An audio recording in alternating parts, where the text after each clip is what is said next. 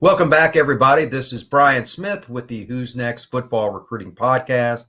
And this edition is going to be a combination of discussing football scheduling for the UCF Knights and how it impacts recruiting.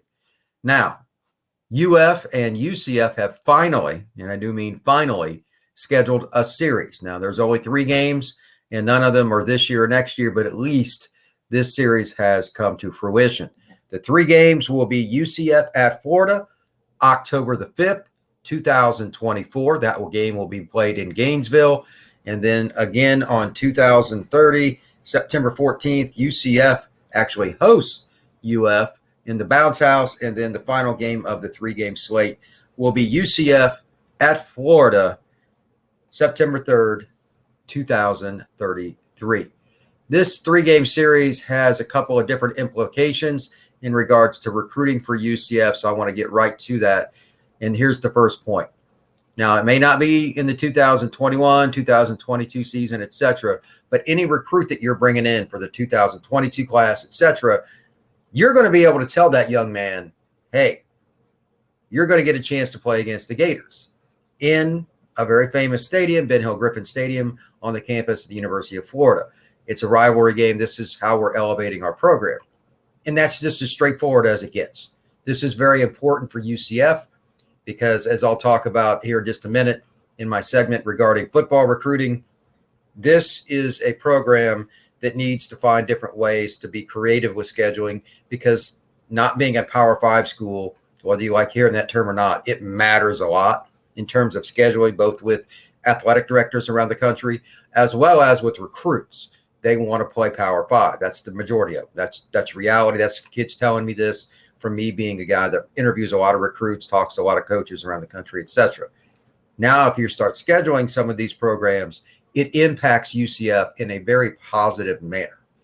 Next, how do you approach these young men, and what's the difference between saying, hey, we're playing the Gators as opposed to playing somebody like Florida International? Well, it's the difference between a Ferrari and a Chevette.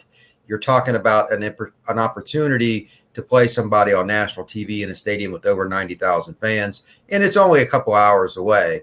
So there could be some, semblance of a rivalry.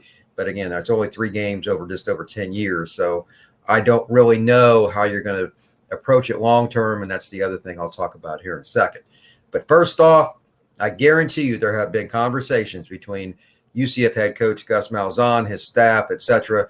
When they discuss what's coming up for UCF, they're going to talk about facilities, they're going to talk about their schemes and all that. But scheduling is going to be a part of what's coming for them. It's an easy sell with recruiting. It's straightforward. It doesn't need a lot of explanation. So that's good for them. Now, here's the other part with that. Now that you have UF, and of course, conference realignment's going on, everybody's talking about Oklahoma, everybody's talking about Texas. How does that impact? Why not try a couple of these other things? This is just my own. I'm not saying I have spoken to anyone. I want to repeat that. I have not spoken to anyone. I'm not saying these are games that are coming up. These are just some teams that I think that you could really benefit if you're UCF, if you at least try to get them on the hook with a schedule. West Virginia, it's a Big 12 team, and that's a team that's a possibility with going, maybe they stay in the Big 12, maybe they go to the ACC. There's all kinds of possibility, but at least try to schedule them. That program recruits in the state of Florida very heavily, and really throughout Dixie. The state of West Virginia does not have a lot of talent for the major college football level. There's 3 to 5 guys a year that they probably really want, maybe a few others, but that's about it.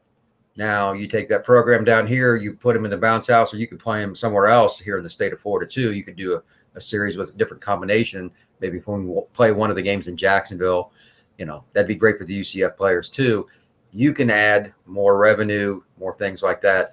Why not? Once you open with Florida, it's not as hard to open the doors to West Virginia. No offense to the Mountaineers, but they're not Florida on terms of a level. But their fan base will travel. Those people are rabid fans, and that's a great opportunity. Plus, if you're really looking at possibly getting into the Big 12, and again, I have no insight into this, but one would think they'd at least be interested in taking some overtures from the Big 12 brass. That's an opportunity as well. The Big 12 is really in flux right now. Oklahoma and Texas have officially announced they plan to move on from that conference and join the Southeastern Conference.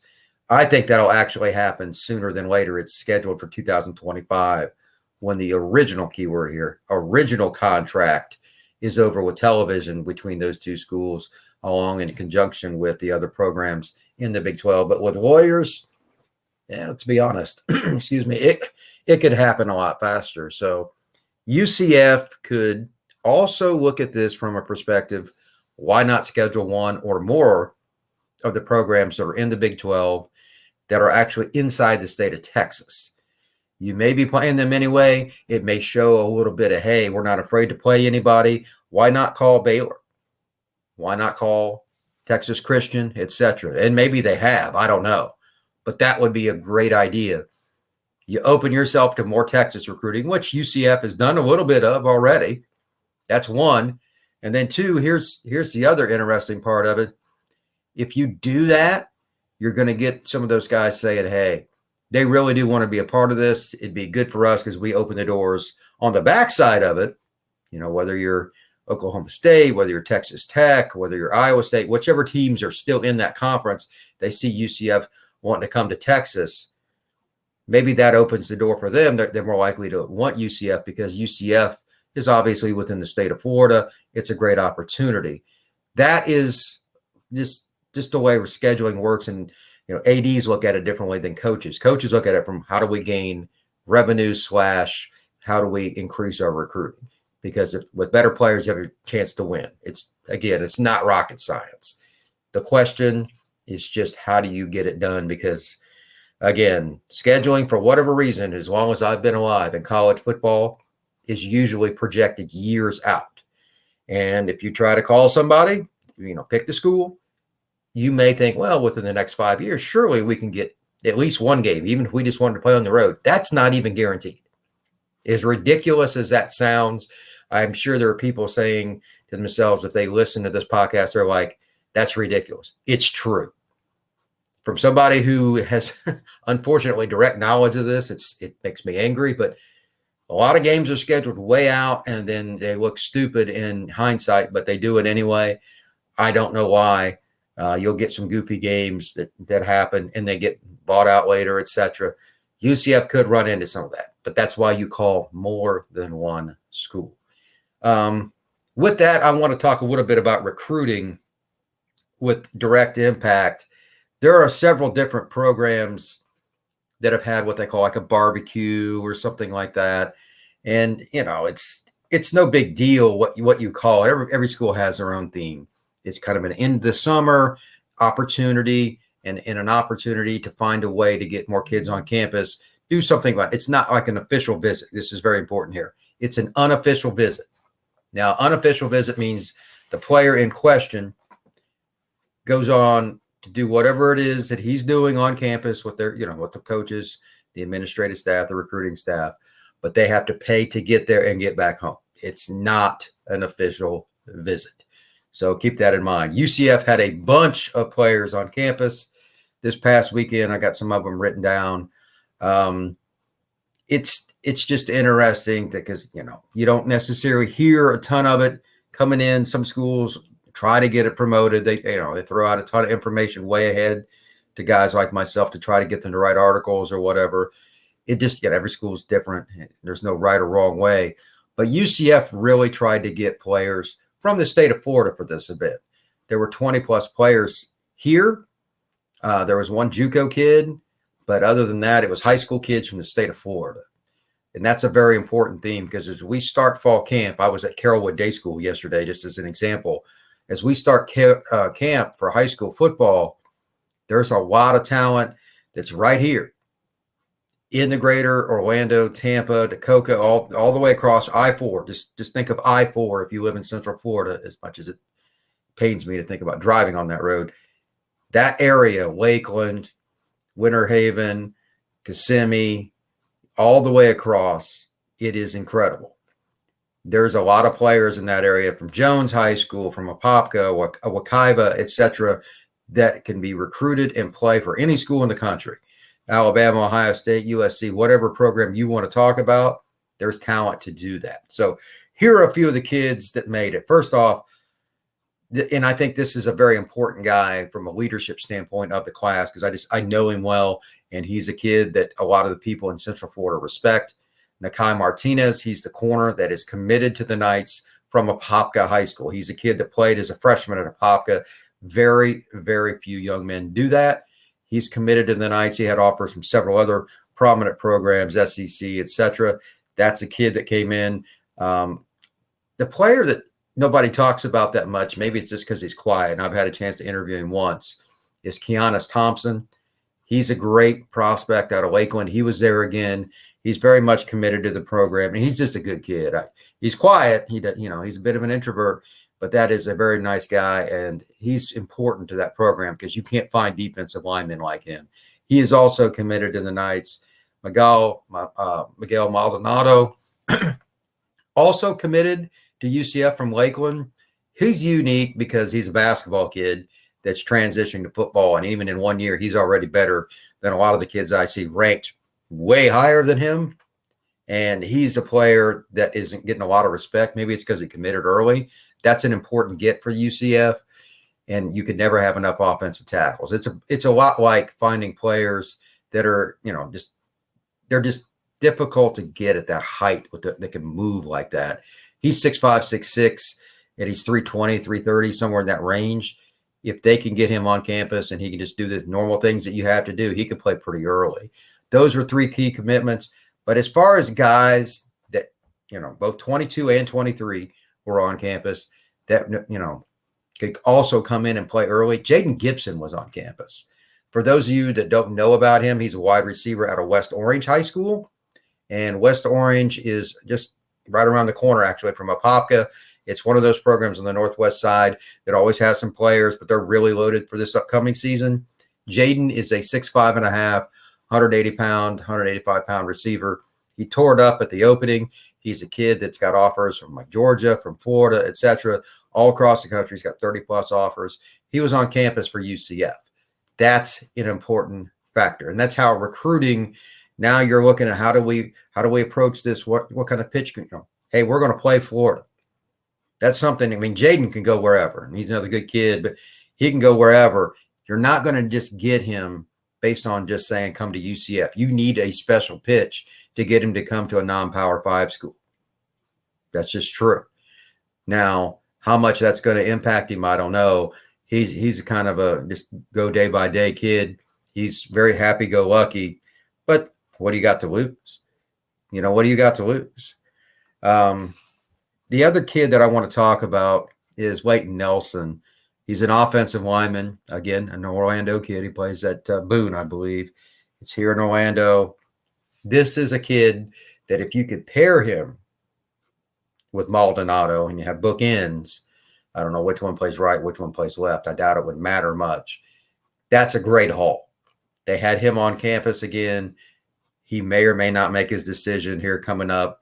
Heard different things, but I don't really put a lot of attention, just for future reference, on timelines. Many of these young kids make decisions and they say, you know what, I'm going to commit on September 14th or whatever. Nelson may be close, and some of these other kids, Gibson, I don't pay much attention to it because I have kids tell me off the record all the time I've changed my date, or I was going to do this and I changed it. So I ignore it for the most part. I just wait for announcements, to be honest with you. It is unbelievable how many of these kids in the last 6 months I've spoken with that changed their dates. So if UCF can get even one or two of those key local kids to jump into the fold, it would be huge for UCF. It would be huge. And again, I'm sure they're going to use the UF series and hopefully some others that I don't even know about as a conduit to getting these young men to sign and play for the Knights. Their scheduling is improving. Their opportunities are improving. They got the game with Louisville this fall that I'm going up to. It's on the 17th of September. I'm actually going up there a day early. That game's on a Friday night. It's going to have an event on Thursday night. And it's going to be a fan interaction night because UCF doesn't always play a program like that in the ACC and get the chance. That's a great opportunity for them. Hopefully they play well, and it's another opportunity to gain, again, more teams from around the country, more eyeballs on the program. Because I can tell you this much, and this fact, UCF is not afraid to play anybody. That much I know from being around some of the coaches and stuff. They're just confident in what they're doing. It's not arrogance or anything else. They just believe in who they are and what they're going to do with this program. And that's exciting. That's exciting for me as somebody that covers UCF. And I'm excited to be around it this fall for camp and then, of course, going into the season. So one last note as it relates to the football recruits coming in this past weekend and through Tuesday, etc. They have kids come in all the time because it's local. UCF is obviously in a major metropolitan area. It's something like the 10th biggest city in the United States. They had kids from 2022, 2023, and even one player for the class of 2024 in Sincere Edwards. He plays at Wekiva High School in Apopka. Shocking. Another kid from the north side of Orlando where there's so much talent. He's a class 2024 defensive end who's a special player. That is the kind of looking ahead nature that you have to have in recruiting. And that's something you can really sell to a young man because he's going to graduate in 2024. His freshman year, they have the opportunity to say, hey, look here, we're going to play in your freshman year, you're going to play at the University of Florida. That's something they can use for years ahead. That's not a bad gig. And for 2023, you can do that. Like Cedric Baxter was there, the really talented running back out of Edgewater in Orlando. He's a kid that's got offers across the board already. He was a one-time Florida State commitment. UCF is after him very hard. He's been on campus multiple times. You need to use scheduling as your advantage. I guarantee you that UCF is really going to be able to use the Florida series as a way to pitch recruiting. This is an opportunity for them to say, we're not afraid of anybody. Now teams are starting to take us very seriously. That's going to wrap it up for this edition. I am Brian Smith. Everybody have a great day, and thank you very much.